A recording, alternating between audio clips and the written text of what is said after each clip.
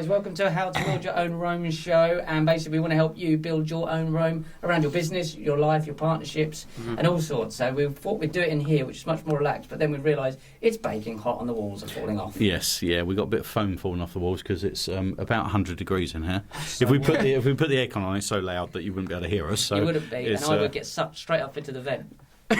I don't. Yeah. It blows out. It's not that bad. You get blown back. Yeah. So, guys, we want to help you try and build your brand, build your business, and also we want to do something a bit more relaxed. We did covert coaching, and we sort of found that didn't kind of let us have our personalities across. No, it really. Yeah, it was a bit structured. Bit structured. We don't do structure. Well, we do structure, but only when structure. Well, we can do, but yeah, I think what really works and what people really want to sort of listen to is light-hearted sort of humour with it as well. This very structured sort of talk is really really hard to come across just as natural. And there's people. A really good example is like Rob Moore, who we interviewed the other day. Rob Moore can talk he's got a world record or had a world record for talking constantly. He done a was it 28-hour speech or something. This guy could just talk about. I mean, if you asked him to talk about a pen, he would talk about a pen for 5 hours. He can just. That's how his mind works. That's brilliant. When you're being filmed, that sort of goes out the window, doesn't it? Does, for a lot of people, you're so worried about what you're saying. So you might say something that offends somebody and stuff. But what we really need to do is sort of take a step back from that and just sort of more or less say what you're thinking. And if you offend somebody, the worst case scenario is they're offended. Yeah, that's it. Because I think then it comes across very natural. It comes across far more, and that's what people want to hear. Yeah. They want to hear. They want to hear the truth, don't they? If they don't like our truth, then they'll stop listening. Stop listening to us, but you'll get the people listening to you that you want to listen to you. I just touched my boob there on camera. Sorry about that, Mum. And she's seen them before. She has seen them before. Yeah, I reckon she has. She has, yeah. Definitely. They weren't and quite vice as versa. formed as they are now. Yeah. I've flourished. Anyway. So, we do need to have some... This is the thing that's going to be hard, is to try and actually have some content in here that's worth listening to, and also not come across so dry. Have a laugh. And have a laugh. Yeah. But we're talking about Rome and how it was built. Yep, Rome. So the whole point in this is we want to help you build your systems and build your businesses and your life, and how Rome wasn't built in a day. It did take time. So any bit of advice, Danny, I'll come to you first, Dan. Any bit of advice for someone who's got up this morning and thought, I know what I'll do today. I want to change my life. I want to change maybe let's start with, I want to change the way I look. Where do they start? Underwear? Hopefully they're looking in the mirror, their full dress mirror, and going, "Oh, I forgot the essential component of this." It seems to be wearing nothing. Yeah, best not go shopping quite yet. Yeah. That's the problem. What do you do if you've got no clothes but you need to buy clothes? Online, this is how the world's changing. You see, you order it online, the modern era Argos deliver it within an hour and a half, or whatever it is. How would you build your own clothes this morning? You wouldn't build your own clothes. So where would you start from if you wanted to? So if you wanted it's that spark, that idea. The idea. You want to change your image. Where would you start? But that's where it would be. Okay, getcha. That's for me. It would be that you would look at yourself and you go, right, something needs to change here. Oh, so it's the decision to change. It's that initial embryo. I use the word embryo, where you again, even if it is a business or you want to do something, you look at yourself in the mirror and you go, right, I need to change. Yeah. Section X. Do you know what this all comes back to is? What problem am I trying to solve? Because you're disappearing. I'm here. It's what problem am I trying to solve? And with any business, for any any entrepreneur, anything you want to do in life, it's what problem am I trying to solve? What is the end in mind? If you're building a house trying to solve, you want to keep warm, you want to keep dry, these are the fundamental rules of why you're doing it. So that comes before the decision to change it.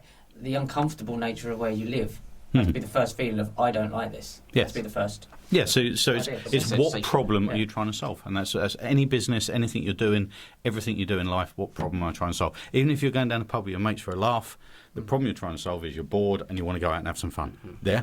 So everything you do in life, it comes back to what problem am I trying to solve? And if you ask yourself every day when you wake up, what problem am I going to solve today? What's my biggest problem I need to solve? And you get on and deal with that, life becomes a lot easier. Does this come from your life experiences? Sorry to put a question in there, if you don't mind. I'm just thinking of the things you encounter every day. We've talked about how the world changes at 100 miles an hour every now and again, and you get hit against a wall, something new pops up, and that changes your perspective, and then you have to think on that new problem.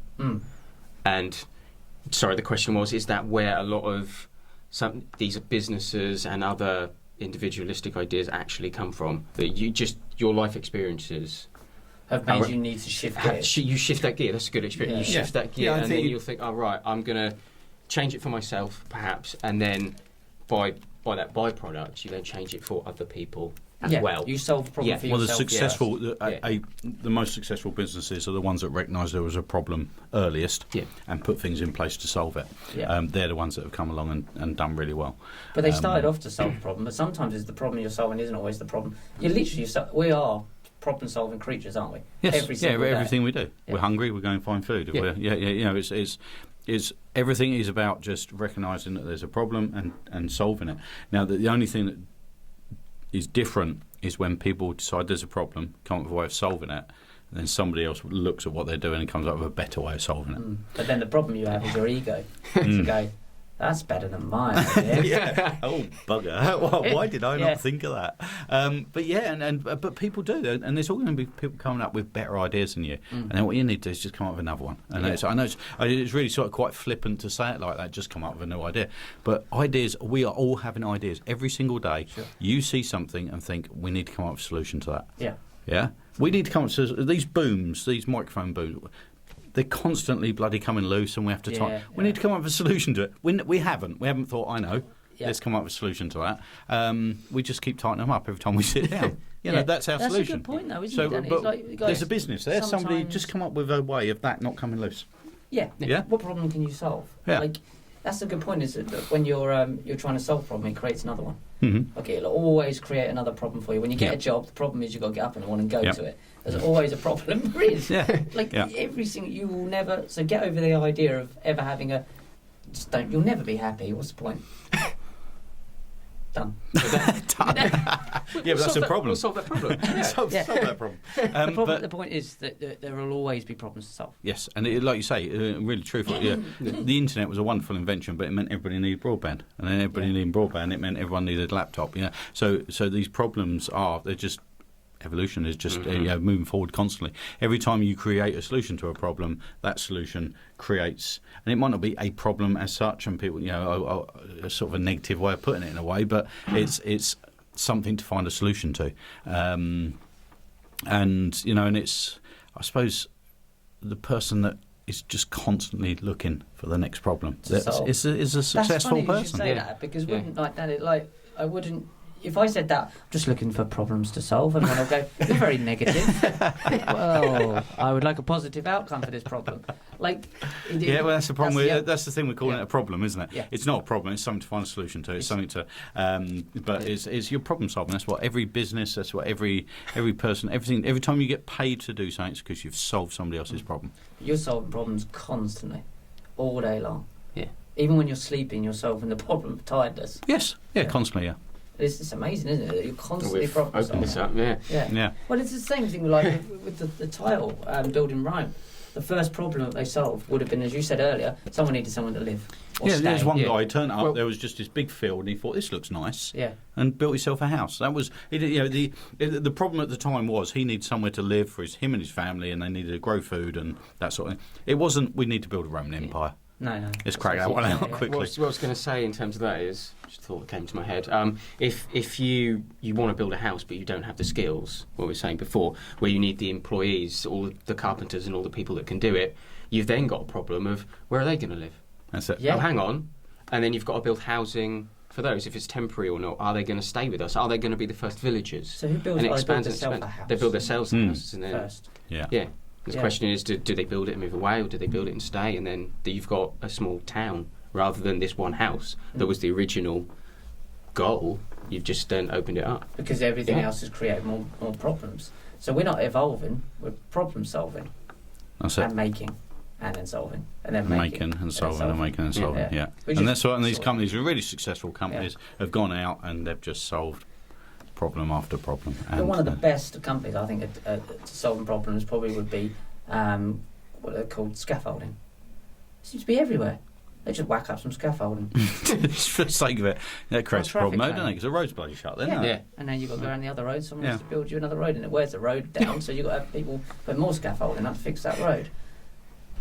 Scaffolding for a road? You haven't Well, thought you it's, know you what I haven't mean. thought it's through, have Oh, you? no, I haven't thought that one. I know. We have a problem there. But I know what you mean. I know what you mean. Leads to more. Yeah, Yeah. it leads to more and more and Yeah, yeah, more. yeah. So the very first thing that you do in business, say, well, actually, let's do relationships, because we'll do business. It might be more of a laugh if we do relationships. See how clueless we are. The very first problem you're solving when you get in a relationship with someone, what problem are you solving? Well, again, this problem can be a number of Yes, different problems, yeah. can't it? Your desires can be totally different. But the way of thinking about this, if you're setting up a business and how you relate that to relationships, is if you were going to set up a business now, you'd want a business plan, wouldn't you? You'd want to know everything about what you want to do moving forward. Well, if you go on a dating website and they ask you, you know, what you're looking for, it's the same sort of thing. It's recognising what is the problem, what is it I'm looking for, what's the problem I'm trying to solve, find it, and then match it with somebody who solves that problem. And then it causes the next problem of the fact that she lives in Scotland and you're in Essex, and and then that sort of thing, and that's how it. That's how you can relate that to business. It's all the same. It's just recognising what the problem is and what do you need to solve When it. you're trying to solve it. Reacting to it. Yeah. How do you tell, like Danny, when the problem that you're having in your head isn't your problem to solve, it's someone else's put upon you? That's a deep question. What, you've been given something to solve? Someone's like you're trying to please people pleasing. Like you're solving a problem just so that person don't have a go at you. Like how can you I recognise think that? That's different, though, isn't it? It's That's still completely problem different. solving because they Well, want to tell you off and you don't want to be told But off. does the problem, we've had this conversation before, haven't we? The problem becomes that you can't fully operate in helping all of those different people. And then you think, oh, well, I can't do 100 things. I'm going to have to either stop doing these things or divvy out to other people who can then do these things for me. Divvy's a good word. Divvy. So I don't know where that came from. No, so you need to, you're trying to solve a problem, but is there a point where you just go, that's not my problem to solve? That's not my responsibility. I think occasionally you have to. Yeah. It's not. Walk away from it.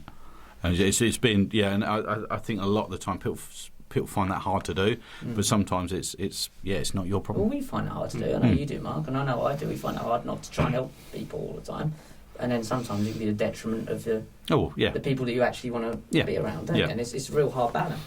It's the element of guilt. So And what you know what? And And get rid of the guilt. I think in situations like that as well, you try. It is a bit of people pleasing, but I think what you sometimes do is because it's not your problem, and you've got no passion about it and things like that, you actually end up causing a bigger problem. You end up falling out with this person. You half-arse it. Yeah. But you might not do it the way it should be done because you just do it the easiest way, or you do it the quickest way, or whatever, and it's not done properly, and then it actually causes more of a problem. How many times have you tried helping somebody and fallen out of them over it? Oh, God, more than I could imagine. Yeah, because it wasn't something you really wanted to do. You're just doing it to try and help them. You'd been better off in the first place just saying, that's not for me, mate, sorry. Find somebody else to deal with your problems, yeah? No, it is. So there's been really so much, important and just being honest about it from day one. It's really as and important. get over the worry of upsetting people. Yeah, oh yeah. If you're intentionally not doing it, then what can you do? If you upset somebody, if you're living true to your values, if you're sincere, if you're, and you upset somebody, 9 times out of 10, it's not a major problem. You might piss them off, and you have to have a little chat about it afterwards or something. And something like, so you said something really annoyed me. Sorry, fine. But if you upset somebody and because you're doing something that's not in line with your values and things like that, it's really hard to be apologetic about it. Because they take it as a far more as an insult because you're trying to do what you think they might have wanted and things like that, and it can actually just all blow up in your face. And I've learned over the years, I've tried to help so many people over the years, and what you end up doing is you end up basically just causing a bigger problem. And sometimes for yourself, and 9 times out of 10 the person you're trying to help just goes off and does something else. So how do you know? Is there a certain amount of people in your life that you should feel like you should help, or is it just is it a way of being treated? So that person treats me another way, so I will help them. Is it a person or a depends on your behaviour? values. You see, do you want to help everyone? Do you want to try and help everyone? Do you want to just try and help the ones that you're going to get something out of in return? Do you want to, not help anyone at all and just look after number one? It really depends on what your values are and what how you see life, really. So that's a good point. I was just, sorry to interrupt. I was just going to say it might be a good idea to look after number one first.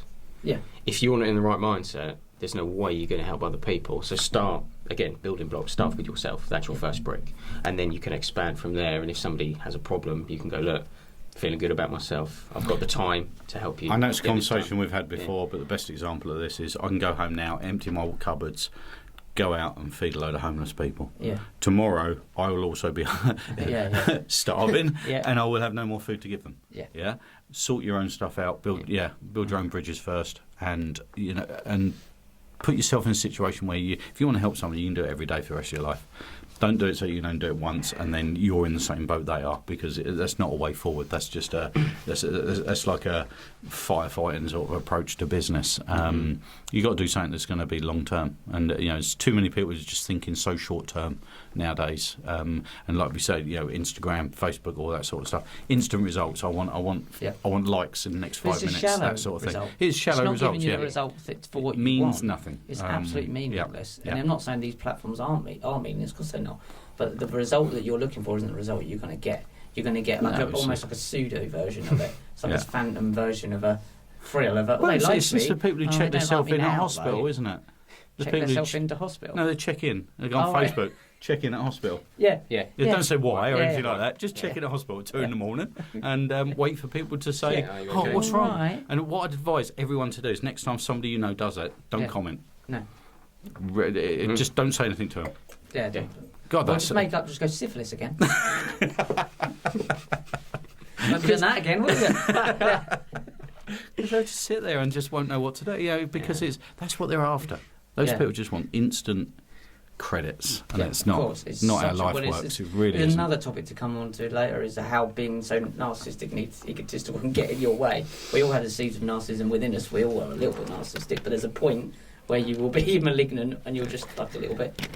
There's a massive difference and a massive stretch there. So one of the things we wanted to do on this show is briefly go over one of the guys that have built, or girls, a Rome for themselves. So we've got Richard Branson here, but I want to change this up because I think what we were talking about before is relevant. What was the first problem you thought Richard Branson was trying to solve? Just from your knowledge of what did his first problem? What did he? Because his parents were quite well off, middle class. So I would guess his first thing was to prove to his parents he could do it. I believe so. His parents being well off and successful, normally sort of you want to be better and prove that and prove to everybody else as well you're not living off your parents' money, you're not living off living in their pocket sort of thing. So I think the first problem in any situation like that is just proving to your parents that you can do it, you can stand on your own 2 feet, and you can. Do you still think Richard Branson's still trying to solve that problem today? I mean, he goes on and on and on. I don't mean like he just talks. I mean like he's doing different businesses. He's got so many. Yeah. Do you think he's just not got that satisfaction of going, I'm there now, done it, done that? No, I think he'd have done that personally. I think he'd have done it from the first time. So I've done that once, but then he just wanted to expand and repeat that process. I can help. I think it's more his problem was how can I help people. Do you think he feels guilty about his success? I don't think there's any guilt. I think there's. I think as you go through being successful, you've got that first bit where it's determination. You're determined to make it work at all costs, as he's proven. There's things he done that he knows he shouldn't have done it, but it's at all costs I'm going to make this work, and that does sort of make it. You do twist the truth and do some silly things when you're trying to be successful. But if you go back and actually look at like the Dragon's Den and most of the dragons in there, they've all done things that are, none of them have just started a business and done well at it. They've all had to twist the truth and things like that. So, but some that happens in business. So, you're so determined to make it work, and then once you've made it work, it's about pride, about keeping it going. It's about it's about the team, and once you get to a point where you can actually start looking after your team, looking after them in other ways, that's when it really starts becoming what's the word? I wouldn't say enjoyable. The satisfaction's through the roof. You know, you're not only running a business. The people you're employing, you're able to do extras for. You're able to, you know, and then it becomes something completely different other than a business. It's not about pride anymore. It's not about your parents. It's not about building a future for your kids. Because I mean, I'm not being funny. They're going to. His kids ain't going to want for anything, are they? No, of course not. So it then just becomes. Cause, I mean, people like that. I mean, it's the old question: what keeps them going? You say about they're constantly doing things. He could stop at any point, couldn't he? Just sell it all. 100%. Sell it all. Go and sit on his island. Problem sorted. But once you've got to that point, you want to be helping as many people as possible, and even if that is just you're helping them via employing them, or you're helping them by solving their problem. Even if you're just doing that, it just becomes this massive sort of. It is pride, but it's you're just so proud of yourself. And so a good question would be, like, to wrap this up, would be, so the first problem we think he might have been trying to solve was to prove to his parents, come from quite a middle class family, they did well. But what problem do you think, Danny or Mark, anyone who he's still trying to solve today? When he got up this morning, no, I don't mean individual. I need to put my socks on. My pants are inside out. I'm a billionaire. Why am I wearing the same pants every day? Is it a case of the problem was how can he solve other problems? I don't know. Is he afraid to let it go? Is he afraid to not disappear? I just think people who are very successful are successful because it's in their blood. I honestly believe that there's so many people out there that have got so much money. You think of the Warren Buffetts and things like that. I mean, they've got more money than you could ever conceivably think about having in the bank. And he's doing Facebook adverts. He's doing Facebook adverts to sell a book. You sort of think, why would you? But it's that sort of thing. It's what can I do today to improve my situation? What can I do to solve another problem? What can I do? And I think you just get in the mindset of every day I've got to do something that's going to make me a bit more money. I think Richard Branson's been very clever about the way he's done it, because it's not all about money. I think some people, I think the people who are just doing it for money, they come across as that. But I think a lot of people who get to that point, it's about, like I say, what other problems can I solve? Whatever help can I be to other people? And most of these people end up doing so much for charity and all that sort of stuff. They might as well they're not working anyway. I mean, a lot of it's all voluntary, it's charity work, it's all that sort of stuff. But they've got a team somewhere working hard, making them enough money so they can afford to do it. But it's, a lot of, I think it's the entrepreneur sort of thing within people, and certainly for someone like Richard Branson, he just wants to start new things all the time, just wants to be that guy who started it. He didn't he offer £1 for Concorde? Did he? When they shut that down, he offered a pound. He offered £1 for the fleet of Concordes and things like that, because he just wants to be that guy doing it. They've already proven. I mean, British Airways made a very good point of losing money on that every time it flew for years, and he wants to buy it. Why? Because he wants to prove British Airways tried to put him out of. Because he wants to prove he can do it bigger and better. And it's not about money. It's about the pride of being the man that can make it work. So I think, guys, the lesson to learn from this is the very first step is you need to find out what's in your blood. The very, very first step is what's in your blood, and what will you do tomorrow if you weren't going to get paid for it. So if you haven't heard of Richard Branson, I'm joking. Everyone's heard of Richard Branson. Twitter. But what is it you want to do? What could you do every day for the rest of your life? And I've seen, one of the things I have seen in business, I've seen lots of people who have had a hobby and they've turned that hobby into a business, and they suck at it. They are crap at running a business because every day's a hobby to them. Nobody makes money out of their hobbies. Everyone, a hobby is a cost. Turn it into a business is like the complete opposite. It's you don't get really, to do the fun stuff. You don't do the fun stuff. You're it's managing not people doing the little bits here. One of my businesses is a music store. The amount of people who come work for me and think they're going to sit around and play guitar all day. It's like, no, you're just moving cardboard boxes. It just happens to have a guitar inside it. That's basically what it is. A good salesman can sell anything. Doesn't matter what it is. It's not about what the product is inside the cardboard box. It's about them, what problem what that sort of problem that product solves, what it will do for that person, that sort of thing. And as long as they can work out those 3 or 4 fundamental things before they start talking to somebody, they'll sell that just as easy as they'll sell a house or a car or whatever. So guys, thank you for tuning in. This has been the How to Build Your Own Rome show. So I hope you learned a few things from this. It's been good fun. It was good fun. So it's a little hot in bit. here, It isn't is so hot. It's a so hot in here. So We we're are going to go enjoying stand out. some really good weather at the moment, Yeah. which is really nice apart from the foam is falling off the walls. Fell off the wall. But we'll stick that back up. And in episode 2, every Sunday on Successful's YouTube channel. You join us on Facebook and Twitter at Successful Global, and go to successful.com. Subscribe to your free Mindshift magazine, guys. Thank you for the very first episode of How to Build Your Own Rome. Can the aircon go back on now? We can put the aircon back on. Yeah, let's go. Yeah, It's we gotta can. go on. And we can all put our trousers back on now. Yeah.